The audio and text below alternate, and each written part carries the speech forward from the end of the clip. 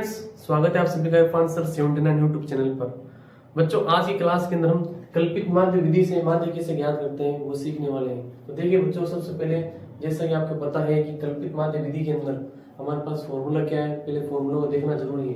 तो कल्पित माध्य विधि का फॉर्मूला आपको ध्यान रखना है, x मान equal to a plus sigma f into d upon sigma f होता है। ये फॉर्मूला आप सभी को पता है कि इस फॉर्मूले के द्वारा हम कल्पित माध्य विधि ज्ञात करते हैं। तो इसी क्रम के अंदर हमें ध्यान रखना है कि जो d होता है वो d के किस प्रकार से निकाला जाता है। d बराबर निकाला जाता है x माइनस a करके निकाला जाता है। तो इसका मतलब ये हुआ कि d निकालने के लिए हमारे पास क्या होना चाहिए, हमारे पास में x की वैल्यू होना जरूरी है। तो हम क्या करते हैं, सबसे पहले x की वैल्यू निकाल लेते हैं। तो x क्या है, मध्यमान होता है किसका, ग्रुप का, इस वर्ग का मध्यमान होता है। तो यहाँ पर हम x के अंदर मध्यमान निकाल लेते हैं। अब मध्यमान निकाला किसे जाता है, जो यहाँ पर निम्नतम सीमा और उच्चतम सीमा होती है उन दोनों का योग करके इसके अंदर दो को भाग देना होता है ना। बहुत से बच्चों को कंफ्यूजन रहती है कि सर किस प्रकार से निकाल रहे हैं। तो यहाँ पर हमें ध्यान रखना है इन दोनों को जोड़ करके इसके अंदर भाग देना है। ठीक है, इन दोनों को जोड़ लिया, इन दोनों के अंदर जोड़ करके देखो 0 और 6 कितने हो गए, 6 हो गए। 6 के अंदर 2 को भाग दिया, 3 बार गया, तो यहाँ 3 हमने लिख दिया।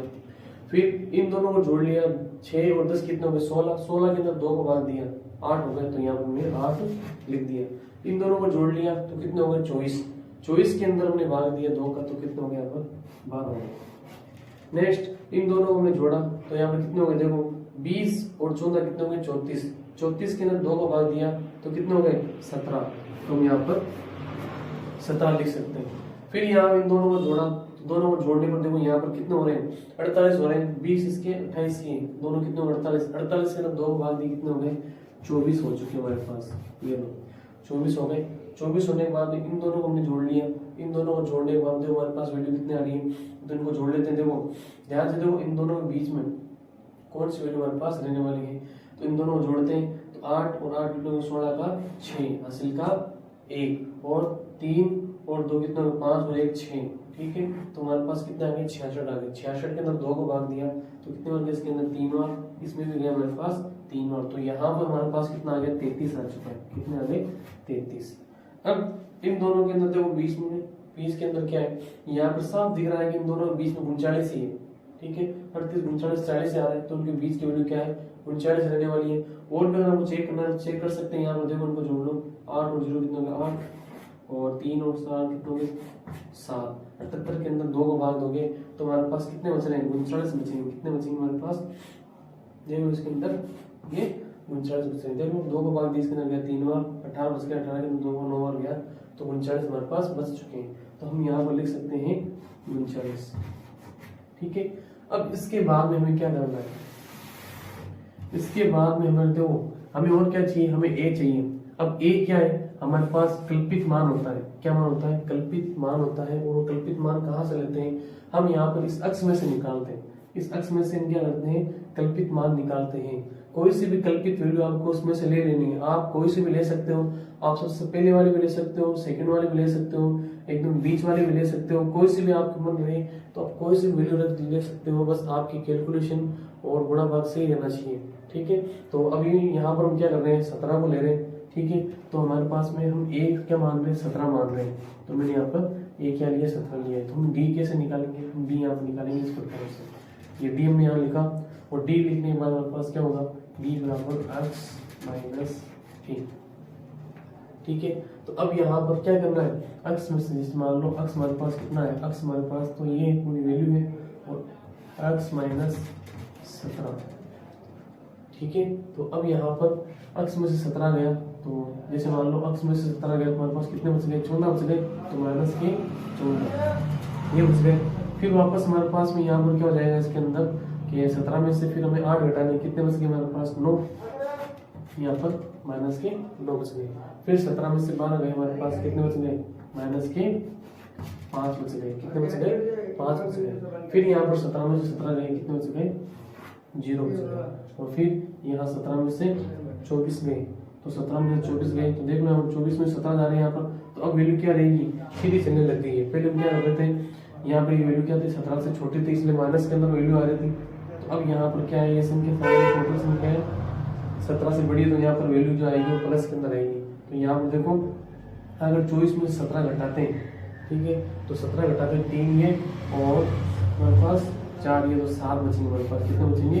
7, वो भी प्लस के बचने वाले हैं। तो अब यहाँ पर इसके बाद में यहाँ पर 17 में से देख लो, हम यहाँ पर ये 33 घटा दें, तो 17 में से हमने 33 घटाए तो देख लो हमारे पास कितने बच गए, तो 13, तो हमारे पास ये बच गए 13 और ऊपर के 3 और, तो हमारे पास कितने हो गए? 16 हो गए, ठीक है। और इसके बाद में फिर हम यहाँ पर 17 में से 39 घटा रहे हैं, तो यहाँ पर 39 घटाएंगे तो 9 में से 7 एकदम से 2 और 3 में से 1 गए, कितने बच गए? 2, तो यहाँ पर 22 बच रहे हैं। इस जगह पर क्या लिखा? 22 लिख दिया। अब हमें क्या करना है, यहाँ पर इस जगह पर जो थर्ड वैल्यू है वो वैल्यू निकालनी है। वैल्यू किस प्रकार से निकालनी है कि हमें f को d से मल्टीप्लाई करना है। f को क्या करना है? f को d से मल्टीप्लाई करना है। तो f को अगर d से मल्टीप्लाई करते हैं तो देखने वाले हैं हमारे पास में वैल्यू क्या आने वाली है। तो देखते हैं इसके अंदर।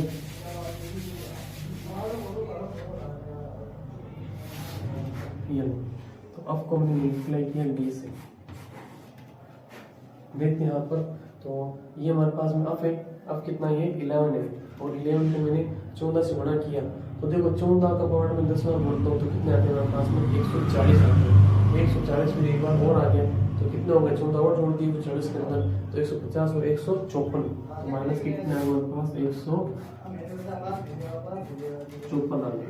इसको मैंने इससे मल्टीप्लाई किया, 10 को माइनस करने से गुणा किया तो माइनस के 90 आ गए, माइनस के 90 आ गए। 7 को 5 से गुणा किया कितने हो गए? 7 5 35, तो 35, माइनस के 35 आ गए। 4 को 0 से गुणा किया कितने हो गए? 0 आ गए, और 4 को 7 से गुणा किया तो अब वैल्यू प्लस कितना आ गया? तो 28 हो चुका है। इसके बाद देखो 16 को 3 से गुणा किया 16 दिया 48, 48 आ गए। फिर 22 को या 22 को 1 से गुणा किया तो 22 के 22 आ गए।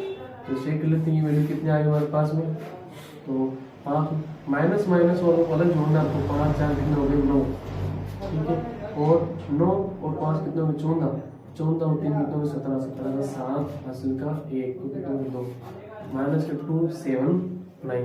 इसके बाद में देखिए इनको ऐड कर लेते हैं, तो यहाँ पर हमारे पास वैल्यू कितने आ गई? 8 8 16, 16 और 2 कितने? 18, 18 का 8 हासिल का 1। फिर यहाँ पर देखो यहाँ 4 2 6 2 8 और 1 9, यहाँ पर हमें 9। ये है प्लस की वैल्यू। अब इनको सोल्व करते हैं, तो यहाँ पर हमारे पास क्या आएगा? सिग्मा अफ इंटू डी आएगा। क्या आएगा? सिग्मा अफ इंटू डी आएगा।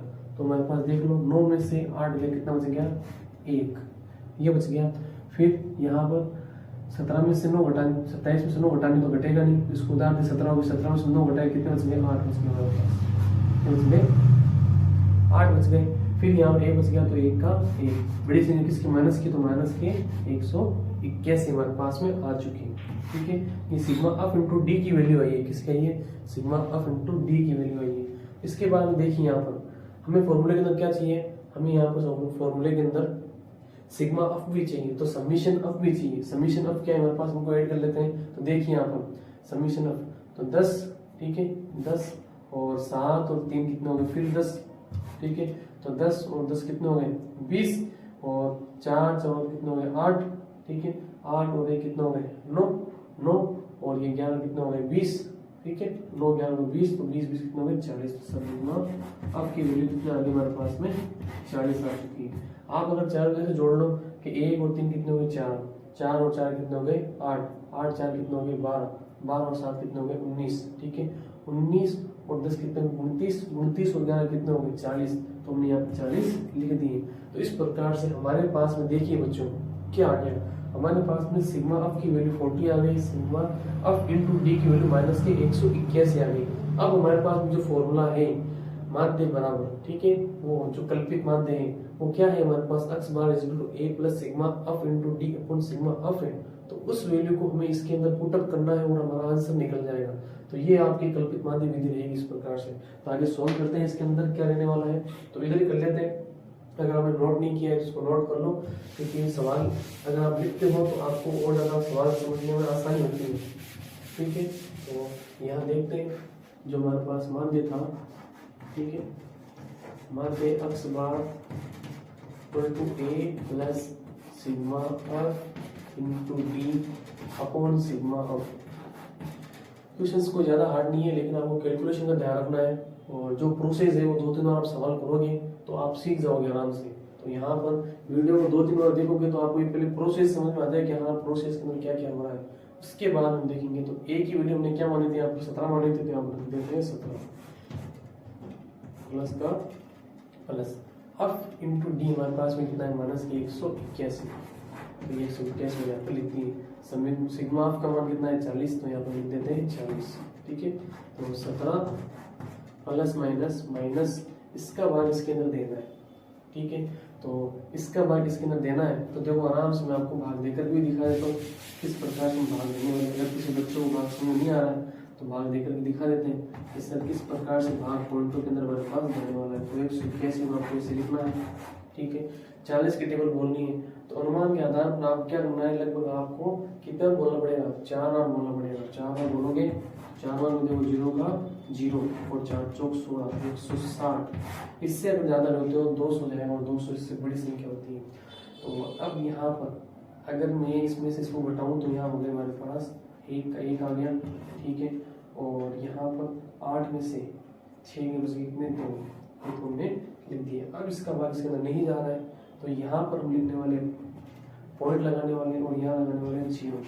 अब 40 का भाग 210 के अंदर कितने बार जाएगा, यहाँ पर जाएगा हमारे पास 5 बार। कितनी बार, 5 बार। तो यहाँ पर हम लिखेंगे 200, यहाँ बचेंगे हमारे पास 10। वापस यहाँ 0 लगो। ठीक है, 40 दूनी 80, तो 2 बार चला गया 80 हमारे पास 4.52 आ गए, माइनस के 4.52 हमारे पास ये आ गए। ठीक है बच्चों, इसके बाद में देखिए आप हमें यहाँ पर भाग में आपको सिखा दिया किस प्रकार से भाग के अंदर पॉइंट के अंदर लेके आते हैं। तो अब यहाँ पर हमें क्या करना है, 17 में से 4.52 घटाने, तो 17 में से 4.52 घटाने 17 के बाद में देखो 17 की वैल्यू पूरी वैल्यू इसका 17 के बाद कोई पॉइंट नहीं, इसे हमने पॉइंट लगा के 0 लगा दिया। यहाँ पर 4.52। अब इसके आधार पर इसको हम क्या करते हैं, उधार दे रहे हैं, तो इसको उधार दिया। 10 में से 2 के कितना बच गया 8, 9 में से 5 के कितना बच गया 4 पॉइंट का पॉइंट। अब यहाँ पर कितने 16 है, 16 में से जो हमारे पास 6 में से हमारे पास 4 के बच गए 2, और यहाँ पर 1 का 1, तो कितना आगे हमारे पास आता है। तो यहाँ पर हम लिख सकते हैं इस सवाल के अंदर 12.48। ठीक है, यहाँ पर अक्स बार आ चुका है। इस प्रकार का आंसर आ गया। ठीक है बच्चों, तो उम्मीद है कि आपको इस क्लास के अंदर समझ में आया होगा। जो कल्पित माध्य विधि मैंने समझाने की कोशिश की है, इस वीडियो को बार बार आप रिवाइज करने की कोशिश कीजिएगा, जरूर आपको ये विधि समझ में आएगी और आपके एग्जाम की दृष्टि से बहुत ही महत्वपूर्ण विधि है। ठीक है बच्चों, तो इसी तरीके से और क्वेश्चन आपको करने की कोशिश करनी है ताकि ये प्रोसेस आपको दिमाग में आ जाए, और 2-3 क्वेश्चन आप करोगे तो आपकी जो इसके अंदर कैलकुलेशन है उसके अंदर आप फास्ट हो जाओगे। ठीक है बच्चों, मिलते हैं नेक्स्ट क्लास के अंदर। शुक्रिया।